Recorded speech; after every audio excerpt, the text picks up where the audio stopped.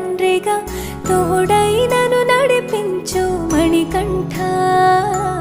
కష్టాలే తరిమినా కన్నీరే ముంచిన నీవే నాకు దిక్కు కదా అయ్యప్ప.